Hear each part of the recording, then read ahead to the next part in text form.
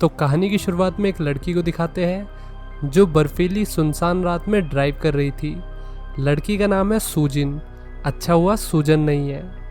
अचानक सूजिन की कार खराब हो जाती है और उसके पास टो ट्रक के आने का इंतज़ार करने के अलावा और कोई चारा नहीं बचता।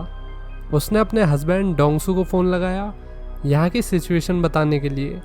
उसका पति नेशनल इंटेलिजेंस सर्विस में एजेंट है। डोंगसू अपने काम में बहुत बिजी रहता है, इसलिए ही आज सूजिन कार में अकेली थी।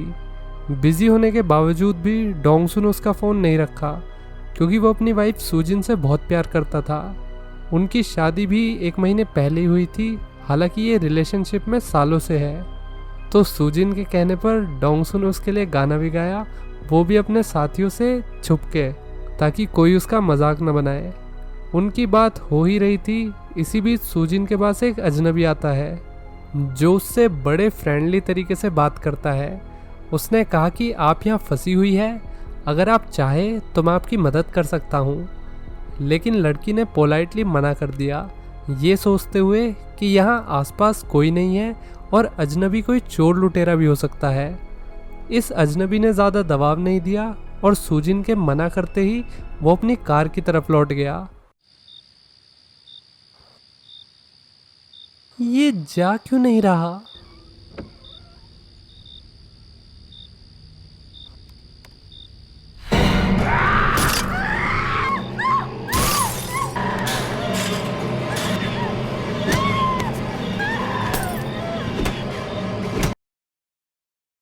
इसके बाद अजनबी उसे अपने कसाई खाने में ले आया जो कि उसका घर भी था। इस अजनबी का नाम है पार्क चुल और वाकई में ही इसके अंदर बहुत चुल है।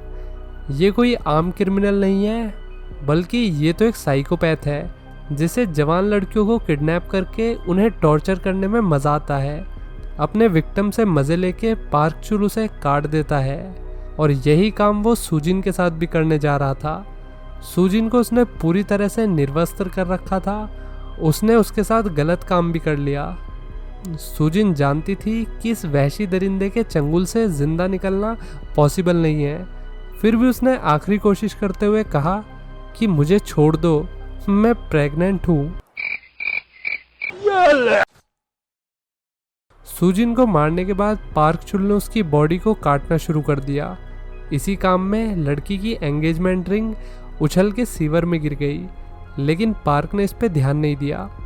कुछ दिनों बाद कुछ बच्चे ब्रिज के नीचे खेल रहे थे, तभी उनमें से एक को काली पन्नी मिली जिसमें कटा हुआ कान था। बच्चे की फटके 8 हो गई।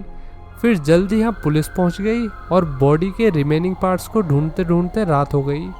यहाँ पर पुलिस चीफ नोहारा भी आ गया। सूजिन इन्हीं की बेटी थी। कई दिनों से सूजिन लापता थी, तो चीफ को लग रहा है कि यहाँ उनकी बेटी की लाश मिलेगी। फिर एक पुलिस वाले को कुछ सस्पिशियस मिला। जब उसने लकड़ी से पलटा तो ये सूजिन का सर था। ये देखते ही पुलिस और मीडिया में खलबली मच गई। इस वक्त तक डोंगसू भी यहाँ पर आ चुका था। धक्का मुक्की में जो फोरेंसिक वाला सूजिन का सर कार्डबोर्ड के डब्बे में रख के ले जा रहा था, उससे वो डब्बा गिर गया और सूजिन का सर ज़मीन पे रोल करते हुए ठीक डोंगसू और चीफ के सामने आ गया। ये साला दुख काहे ख़त्म नहीं होता। डोंगसू के दुख को नापा नहीं जा सकता, लेकिन उसके दुख से बड़ा उसका गुस्सा था। उसने कसम खाई कि वो सूजिन के कातिल को तड़पा तड़पा के मारेगा। अगले दिन डोंगसू ने अपने बॉस से 2 हफ्ते की छुट्टी मांग ली। उसका बॉस नहीं जानता था कि वो ये छुट्टी बदला लेने के लिए ले रहा है। इसी के साथ डोंगसू उन सब चीज़ों की तैयारी करने लगा जो उसके रिवेंज लेने में ज़रूरी है। सबसे पहले वो अपने टेक्नीशियन के पास गया और उससे एक ट्रैकर बनवाया ताकि वो डेविल को ट्रैक कर सके। इसके बाद पुलिस चीफ ने डोंगसू को पुलिस रिकॉर्ड्स में से 4 सस्पेक्ट के नाम निकाल के दिए। डोंगसू की तरह पुलिस चीफ भी चाहता था कि उसकी बेटी के हत्यारे को कड़ी से कड़ी सज़ा मिले। वो जानता था कि कानून उसे कड़ी सज़ा नहीं दे पाएगा, इसलिए उसने इस काम में डोंगसू का साथ देने का फैसला किया। आज रात से ही डोंगसू ने काम शुरू कर दिया। वो पहले सस्पेक्ट के पास गया और उसके हाथ पैर बांध के उसे सूजिन की कार की तस्वीर दिखाई, लेकिन यह आदमी बिल्कुल ही अनजान लग रहा था इस कार और केस से। इस बात से डोंगसू को गुस्सा आ गया और उसने सस्पेक्ट के प्राइवेट पार्ट पे जोर जोर से हथौड़ा मारा। इसके बाद वो दूसरे सस्पेक्ट के पास गया। उसने पहले तो कार से उसे ठोका और फिर हाथ से, लेकिन फिर से यह आदमी वो नहीं था जिसकी डोंगसू को तलाश है। अब डोंगसू घर आ गया। वो थका हुआ था लेकिन उसे नींद नहीं आई, और जब उसने तीसरे सस्पेक्ट की तस्वीर देखी तो ये पार्क चुल ही था। दूसरी तरफ पार्क चुल रात के अंधेरे में अपने अगले शिकार की तलाश कर रहा था। इस बार एक ऐसी लड़की जो सुनसान सड़क पर बस का इंतजार कर रही है। उसने महिला से कहा कि वो भी उधर ही रहता है जिधर आपको जाना है। उसने बहुत फ्रेंडली टोन में बात की और लड़की को भरोसा दिलाया कि वो एक अच्छा इंसान है।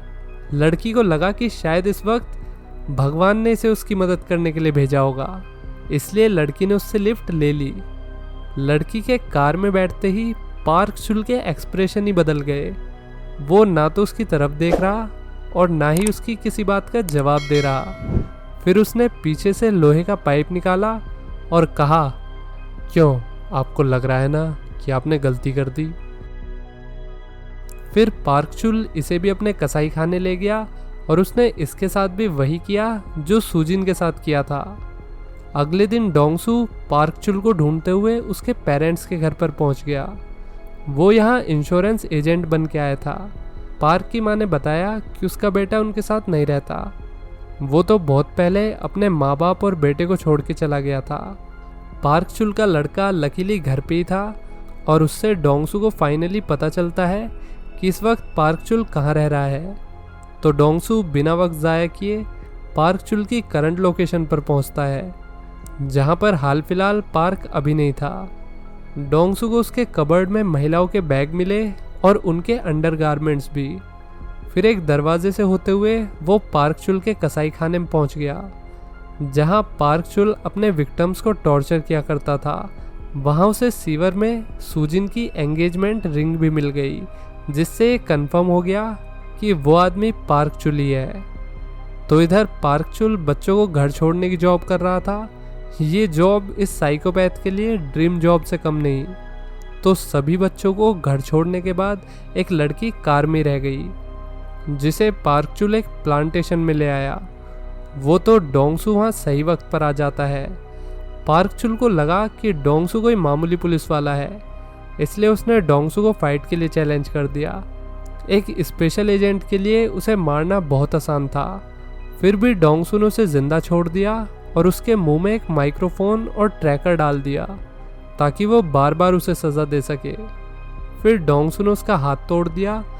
जब पार्क चुल की आँख खुली तो उसने देखा कि उसके पास काफ़ी पैसे रखे हुए हैं जो उसके इलाज के लिए रखे थे, ताकि उसके ठीक होने के बाद डोंगसू से दोबारा पीट सके।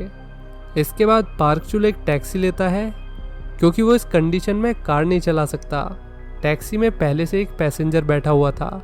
ड्राइवर बार बार पार्क चुल को यही कह रहा था कि वो बहुत लकी है जो उसे इस वक्त टैक्सी मिल गई। पार्क चुल ने ड्राइवर की आईडी देखी, जिसमें ड्राइवर की फ़ोटो कार चलाने वाले से अलग थी।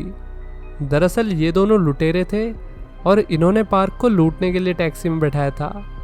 इससे पहले वे कुछ करते, पार्क ने ही उन पे चाकू से हमला कर दिया। फिर कार एक पेड़ से जाके टकराती है। अब पार्क उन दोनों को मार के मुँह हाथ धो रहा था। जब उसने टैक्सी की डिग्गी खोली तो उसने देखा कि असली ड्राइवर की लाश तो डिग्गी में पड़ी है। इसका मतलब ये दोनों सच में क्रिमिनल्स थे। इस बात से पार्क को घंटा फर्क नहीं पड़ा। उसने तीनों बॉडीज़ को जंगल में फेंका और कार ले गया। अगली सुबह पार्क एक लोकल डॉक्टर से अपना इलाज कराता है। वहाँ पर एक यंग नर्स भी थी। पार्क की नज़र उस पर पड़ गई। जब वो अकेली थी तो पार्क ने उसका फ़ायदा उठाने की कोशिश की। वो तो डोंगसू से ट्रैक करते हुए सही वक्त पर यहाँ पहुँच गया और फिर उसने पार्क को बहुत मारा। इससे भी डोंगसू का मन नहीं भरा तो उसने पार्क के एक पैर के टेंडन को काट दिया। अब जब पार्क को होश आया तो वो कहीं और ही था। वो सब जगह चेक करने लगा कि वो आदमी उसे बार बार कैसे ढूंढ रहा है। अब पिटते हुए वो थक चुका था और उसने कसम खाई कि अब वो उस पागल को जिंदा नहीं छोड़ेगा जिसने उससे पंगा लिया है। फिर पार्क चुल लिफ्ट लेके अपने एक पुराने दोस्त के पास पहुंचता है। डोंगसू भी उसका पीछा कर रहा था।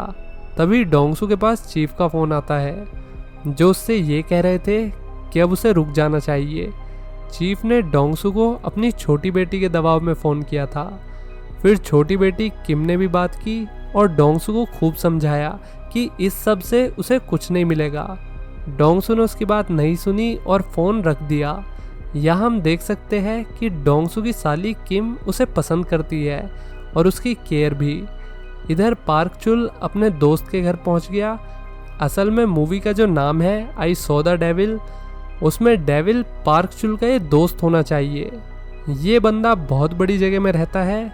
ये लोगों का शिकार करता था और फिर उन्हें मार काट के उनका मांस खाता था। इसको हम डेविल कह के पुकारेंगे। डेविल ने बताया कि इंसानी मांस से बेहतरीन और कुछ नहीं। अगर ये किसी के मुंह लग गया तो उसे इसके अलावा कुछ भी अच्छा नहीं लगेगा। उसने पार्क को इंसानी मांस खाने के लिए भी फोर्स किया, लेकिन पार्क ने नहीं खाया। फिर ताज़ा गोश्त ख़त्म हो गया, इसलिए डेविल अपने बंकर में बनी जेल में जाता है और वहाँ से एक लड़की को लेके आता है उसे ज़िंदा काटने के लिए। वो तो डोंगसू ने माइक्रोफोन के ज़रिए इनकी बातें सुन ली थी, इसलिए वो सही वक्त पर यहाँ पहुँच गया। इसी बीच पार्क को दिखाते हैं, जो सोच रहा था कि डोंगसू से कौन सी लड़की का बदला ले रहा है। तभी उसे याद आई वो लड़की जो मरने से पहले कह रही थी कि मैं प्रेग्नेंट हूँ, मुझे छोड़ दो। तो बंकर में भयंकर लड़ाई होती है। डोंगसू ने पार्क चुल को खूब मारा और उसे अपने साथी डॉक्टर के पास ले गया। डॉक्टर ने ये पूछ लिया कि जो ट्रैकर वाली कैप्सूल पार्क को खिलाई थी वो सही से तो काम कर रही है ना। ये बात पार्क चुल ने सुन ली। डोंगसू ने उसे फिर से छोड़ दिया, लेकिन इस बार पार्क चुल ने डोंगसू से बात की। वो जानता था कि डोंगसू उसकी बातें सुन रहा है। उसने कहा कि तुमने मुझे छोड़कर बहुत बड़ी गलती कर दी, अब तुम्हें इस बात का पछतावा होगा। फिर सबसे पहले पार्क मेडिकल स्टोर गया और उसने वहाँ से लूज मोशंस की गोली ले ली। जल्दी उसने कैप्सूल बाहर निकाल दिया और डोंगसू के उस तक पहुँचने से पहले ही वो वहाँ से भाग गया। ये साफ था कि पार्क चीफ के घर जा रहा है। वो डोंगसू से पहले वहाँ पहुँच गया। पहले तो उसने चीफ को पेला और फिर घर पे उसकी छोटी बेटी किम आ गई। जब डोंगसू वहाँ पहुँचा तो वहाँ पहले से ही बहुत सारी पुलिस मौजूद थी। चीफ जिंदगी और मौत के बीच जूझ रहा था और किम को पार्क ने नहीं छोड़ा। डोंगसू का बेचारे का बैकअप ऑप्शन भी नहीं बचा। तो अब पार्क खुद को पुलिस के हवाले करने के लिए तैयार था ताकि डोंगसू उससे कभी बदला न ले सके। लेकिन डोंगसू ने उसे बीच रोड से उठा लिया, वो भी ठीक पुलिस के सामने से। अब वो उसे उसकी कसाई खाने ले आया। वहाँ डोंगसू ने पार्क को बहुत टॉर्चर किया। एक बार को तो पार्क उससे दया की भीख मांगने लगा, लेकिन ये सिर्फ एक्टिंग थी। पार्क ने कहा, तू चाहे कुछ भी कर ले, मैं टूटने वाला नहीं हूँ। ये सुन के डोंगसू रोने लगा कि इस साले के साथ करूँ क्या। बेचारा डोंगसू उसे वहीं छोड़ के चला गया। लेकिन एक मिनट, ये तो कुछ जाल बिछा के गया है। डोंगसू ने पार्क की फैमिली को यहाँ बुला लिया था, जिनसे वो सालों से नहीं मिला। तो अब सिचुएशन ये है कि पार्क के मुंह में एक रस्सी है, जो अगर उसके मुंह से निकली तो उसका सर तन से जुदा हो जाएगा। और ये रस्सी गेट से भी बंधी हुई है, मतलब अगर कोई गेट खोलने की कोशिश करेगा तो ये रस्सी खिंचेगी। उसकी माँ अपने बेटे को आवाज़ देने लगी कि पार्क, क्या तुम अंदर हो। पार्क बोलने की कोशिश तो कर रहा था कि यहाँ से चले जाओ, लेकिन मुंह में रस्सी होने की वजह से सही से बोल नहीं पा रहा। फिर फैमिली ने धक्का मार के दरवाज़ा खोल दिया और पार्क का सर उसकी फैमिली के सामने ही अलग हो गया। ये पीक रिवेंज था जो डोंगसू से दे सकता था। उसने पार्क को उसी की फैमिली के हाथों मरवा दिया। हालांकि इसमें फैमिली को जो ट्रॉमा सहना पड़ा होगा वो वे लोग कतई डिज़र्व नहीं करते थे। लेकिन कहते हैं ना, जब कोई जंग होती है तो उसमें कोलैटरल डैमेज भी होता है। इसी के साथ ये मूवी यहीं समाप्त होती है। कैसी लगी दोस्तों वीडियो, लाइक और कमेंट करके बताइए। ज़्यादा से ज़्यादा लाइक करो ताकि वीडियो की रीच बढ़े और मुझे रेगुलर रहने की थोड़ी मोटिवेशन मिले। चलिए मिलते हैं नेक्स्ट वीडियो में। Till then take care, bye bye.